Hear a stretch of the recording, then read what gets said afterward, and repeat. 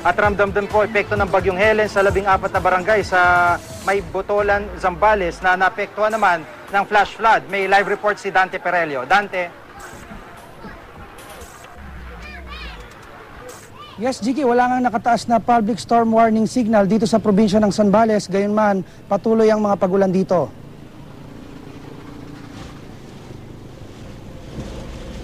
Jiki, malakas ang ulan na may kasamang pabugso-bugsong hangin ang nararanasan ngayon ng mga taga-Zambales. Sa bayan ng Botolan, ilang landslide ang nadaanan natin. Patuloy rin ang clearing operations sa ilang kalsada rito matapos matabunan ng putik na rumagasa mula sa natibag na bahagi ng bundok dahil sa malakas na pag-ulan.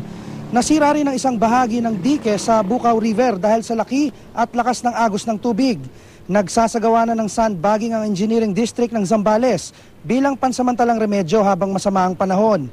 Bandang alas 7 naman kagabi, Jiggy, na magkaroon ng flash flood dito dahil rumagasa ang tubig galing Bulkang Pinatubo. Sinabayan pa ito, Jiggy, ng pag-apaw ng mga ilog. Sa ngayon, humupa na ang baha pero nag-iwan ito ng pinsala sa mga ari-arian. Gumuho ang ilang pader at bumagsak ang ilang poste ng ilaw.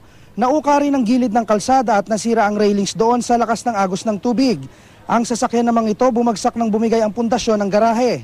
14 na barangay ang apektado at pansamantalang tumutuloy ngayon ang mahigit 800 pamilya sa 11 evacuation centers. Patuloy naman, Jiging, nakaantabay ang mga tropa ng 7th Infantry Division ng Philippine Army rito sa munisipyo ng Botolan para sa posibleng rescue at evacuation dahil sa patuloy na pag-ulan.